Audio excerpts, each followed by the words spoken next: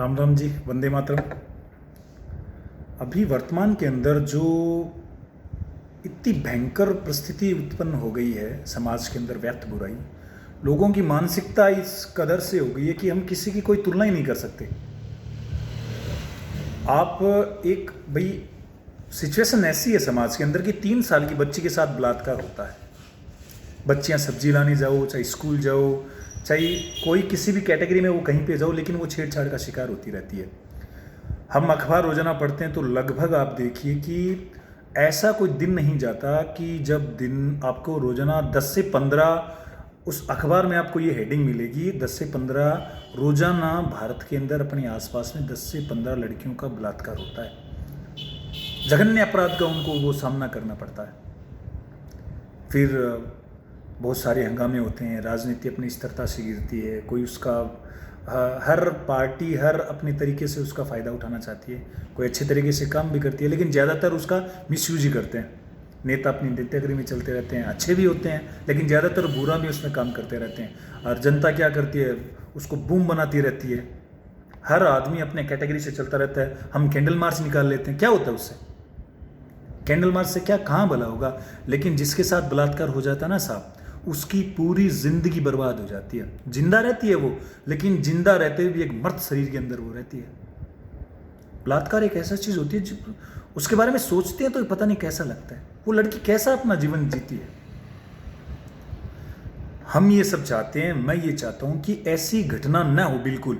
लेकिन अगर ऐसा समाज के अंदर व्याप्त ये बुराई है तो जड़ से तो खत्म हो नहीं सकती। लेकिन अगर ऐसी कोई स्थिति उत्पन्न हो जाए तो उसका हम सामना कैसे करें? उनका सामना हम खुद कर सकते हैं। अभी हम भागदौड़ भरी जिंदगी में एक ही चीज कर रहे हैं कि हमें हमारे बच्चों के अच्छे भविष्य के लिए कुछ करना है। आगे पीछे हम बस एक ही कि अच्छा कमाओ, पैसा कमाओ, पैसा कमाएंगे तो हम अपने बच्चों के लिए अच्छा करेंगे। अरे क्या करेंगे हम पैसा कमा के? पैसा कमाना जरूरी है, मैं ये नहीं बोलता, लेकिन ज्यादा अगर अंधभक्ति में अगर आप पैसे कमा रहे हो, परिवार की तरफ ध्यान नहीं दे रहे हो, वो पैसा भी एक दिन आपका दुश्मन बन जाएगा। पैसे से क्या होगा? जब तक आप अपने बच्चों को एक रक्षा कवच, सुरक्षा कवच उनको प्रदान नहीं करोगे ना। ये सुरक्षा कवच कैसे होगा? ये आत्मरक्षा से, आत्मबल से और आत्मविश्वास से।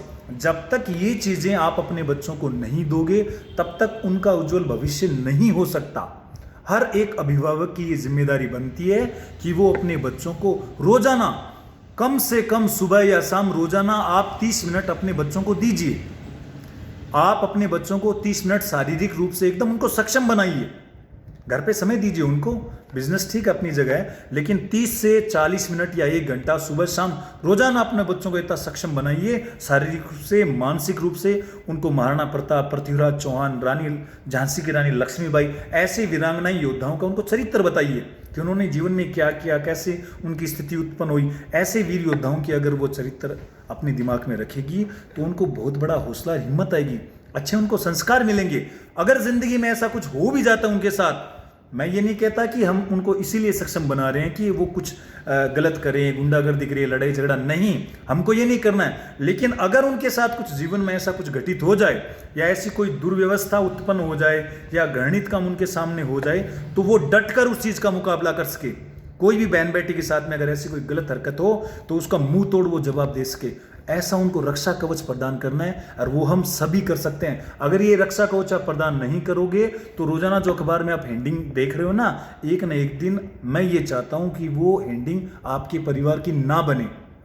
इसके लिए यही उचित है कि आप अपने परिवार को, अपने बच्चों को अच्छे संस्कार के लिए, अच्छे शारीरिक रूप से उनको सक्षम बनाने के लिए आप खुद स्वतः ध्यान दीजिए, तभी सब अच्छा होगा। एक दूसरे को दोष देने में कुछ नहीं होगा। पुलिस प्रशासन पे पूरा भरोसा है, भारतीय संविधान पे पूरा भरोसा है, लेकिन वो कब तक आएंगे? वो जब हमें जरूरत पड़ती है कि जब ये काम हो जाए तब आएंगे। लेकिन समाज का माहौल, समाज की मानसिकता, ये हम नहीं बदल सकते। हाँ, अपने बच्चों को सक्षम जरूर बना सकते हैं। आप सभी से निवेदन है, अपने बच्चों को उचित संस्कार के साथ साथ अपने बच्चों को शारीरिक रूप से और मानसिक रूप से उनको सक्षम बनाइए। भारत माता की जय।